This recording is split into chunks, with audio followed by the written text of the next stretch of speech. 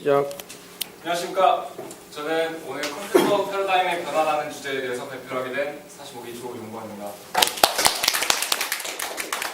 네, 뭐 여러 가지가 있겠지만 저는 오늘 모바일 시스템에 이렇게 의해서 같이 일어나는 변화에 대해서 말해보고자 합니다. 뭐 이런 주제들이 있는데 제가 이렇게 지금 이렇게 딱 보시면 단어만 보면 모르니까 제가 지나면서 같이 설명하겠습니다. 여러분 이게 뭐처럼 보이십니까? 토스트? 또요? 자판일까요? 가방? 컴퓨터? 그렇습니다. 이게 바로 노트북입니다. 최초의 노트북은 이렇게 생겼습니다. 큼지막한 가방에 본체와 다름없는 큼지막한 크기의 작은 화면 그리고 뭐 키보드가 달려 있었는데 지금 이런 걸 쓸 수 있을까요? 그렇죠. 저는 지금 이렇게 가벼운 노트북을 이용하고 있는데 저런 노트북이 있었다는 거는 저게 바로 노트북인데 이런 노트북이 있었다는 걸 지금은 거의 상상도 하지 못합니다. 모바일이란 무엇일까요? 이미 모바일이란 단어는 우리 생활에 너무 익숙하게 닿았고 이미 너무 자주 볼 수 있습니다. 그래서 저희가 모바일이라는 거 검색을 해도 모바일이란 정의가 따로 나오지 않아요. 왜냐하면 이미 다 알고 있는 단어입니다. 그래도 굳이 단어의 정의를 해보자면 뭐 이렇게 뭐 이동하는 뭐 유동적인 휴대성 있는 그런 뜻을 가지고 있습니다. 최초의 휴대폰은 모토로라에서 나온 이런 무전기였습니다. 하지만 그게 세월이 지나면서 저런 갤럭시 S3와 같은 제품으로 바뀌게 되었는데 과연 이 사이에 무슨 일이 있었을까요? 우리가 그것을 이루기 위해선 오래가는 배터리, 높은 성능, 가벼운 무게, 그리고 데이터 저장 능력 등 여러 가지 발전이 필요했습니다. 하지만 이런 것을 한 번에 이루기 위해선 한 번에든 부분적으로든 이루기 위해서는 여러 가지 기술의 발전이 필요가 있죠. 근데 그것에 대한 컴플리트한 솔루션으로 나온 게 바로 반도체였습니다. 이게 인텔의 공정 로드맵인데요. 그 전에 잠시만. 이 반도체가 어떻게 발전했는지 살펴보겠습니다. 이게 바로 인텔의 공정 로드맵인데 지금 보시면 아시듯이 프로세스 테크놀로지가 계속 발전하고 있습니다. 45나노미터에서 32나노, 22나노 그리고 아직 나오진 않았지만 14나노로까지 예정을 하고 있고요. 그 아래는 부분 아키텍처의 변화라고 하는 사람이 직접 효율적으로 만들어가는 과정이 있습니다. 이것을 2년 주기로 계속 반복을 하게 되는 것입니다. 그래서 인텔이 뭐라고 했느냐면 여기 보시면 아시듯이 Increased Performance, New Capabilities, Energy Efficiency, 그리고 Form Factor Advance 아까 말했던 그 특징들이 모두 들어가 있습니다. 우리가 이렇게 공정 전환을 하고 그 제조 아키텍처 변환을 하는 것만으로 아까 우리가 얻고자 했던 이익을 모두 다 달성할 수 있게 된 것입니다. 인텔뿐만 아니라 삼성도 마찬가지입니다. 뭐 여기 보시면 아시듯이 30나노 클래스 이런 식으로 미세 공정화를 강조하고 있습니다. 왜냐하면 이것으로 인해서 얻을 수 있는 효과가 있기 때문입니다.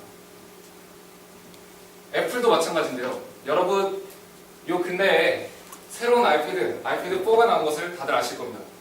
그런데 아이패드 3 사용자가 화났어요. 왜죠? 보통 1년 주기로 나왔었는데 이번엔 6개월 만에 나옵니다. 거기에는 이유가 있습니다. 단지 더 팔아먹으려고 그런 게 아니고 여기서 보시면 아시듯이 이 노란 배경은 45나노미터 공정이고 저쪽 흰 부분은 32나노미터 공정입니다. 다른 제품들은 전부 다 32나노미터였는데 그때까지 UI패드만 45나노미터였던 것입니다. 그러자 애플에서는 더 이상 두고 보지 못하고 공정 변화는 단행하게 됐습니다. 그 이유는 아까 봤던 것과 같이 성능의 향상, 배터리 소모의 감소 등등 여러 가지 이익이 있었기 때문입니다. 이것이 바로 공정 미세화와 다이 사이즈의 관계입니다. 보시면 아시듯이 현재 애플 제일 컸던 ARM SoC는 애플의 CPU입니다. 보시면 163제곱밀리미터죠. 근데 이 옆에서 보시면 인텔의 CPU는 쿼드코어인데 160제곱밀리미터밖에 안 됩니다. 이 둘 사이의 성능 차이는 무려 40배입니다. 그런데 가해 사이즈가 같습니다. 이것이 바로 제조 공정 미세화의 효과입니다. 여기는 22나노미터를 사용했고 여기는 45나노미터를 사용했죠. 이렇게 다이 사이즈가 작아지면 성능은 올라가고 전력은 감소하고 그리고 부품 면적이 줄어들기 때문에 생산 비용도 감소하는 거의 엄청난 효과를 얻게 됩니다. 하지만 한계가 있습니다. 계속 작아지는 만큼 공정 미세화가 점점 힘들어진다는 것입니다. 가장 대표적인 문제로는 누설 전리 문제, 다크 실리콘 문제라는 게 있습니다. 보시면 누설 전리 문제는 성능 설계를 다시 바꿈으로써 극복을 해냈습니다. 이것이 원래의 게이트인데요. 뭐 잘 모르시겠지만 간단히 설명해보자면 이쪽으로 전류가 지나갑니다. 이쪽으로 전류가 지나가는데 계속 작아질수록 이 게이트라고 하는 부분도 점점 작아지게 되는데요. 그렇게 되면 전류가 제대로 흐르지 않거나 아니면 중간에 사라지는 소실되는 전력이 생기게 됩니다. 그것을 극복하기 위해서 이 게이트를 세우는 방식을 취했습니다. 그러자 이 표면적이 상당히 늘어났고 또는 원래는 하나의 게이트가 들어있던 공간에 여러 개의 게이트를 배치를 함으로써 성능 향상을 노릴 수 있게 되었습니다. 이런 식으로 좀 공정을 바꾸면서 변화를 취할 수 있게 되었는데요. 대표적인 게 인텔과 삼성입니다. 하지만 이 방법이 모두의 해답은 아닌 게 현재 이 방법을 수행할 수 있는 게 인텔과 삼성뿐이라는 겁니다. 반도체 업체는 수많은데 발전할 수 있는 그것을 실제로 실행할 수 있는 그런 기업들은 한정되어 있습니다. 바로 이것이 어려움을 나타내는 것입니다. 또한 해결되지 않은 문제도 있습니다. 바로 다크 실리콘 문제입니다.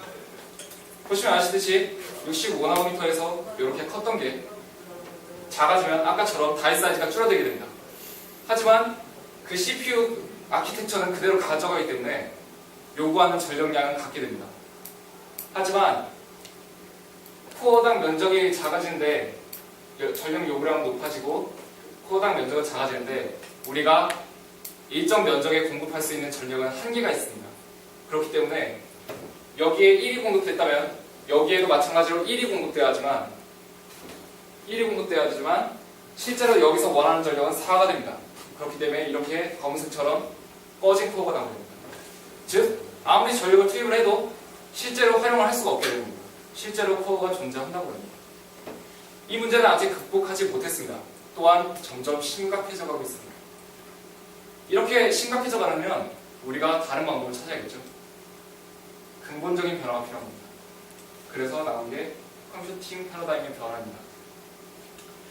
우선 저전력화에 한계가 있기 때문에 죄송합니다. 우선 데스크톱입니다.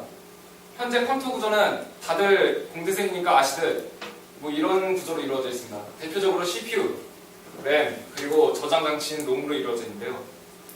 하지만 이것이 나중에 가면 부품의 구조적 통합이 일어나게 됩니다.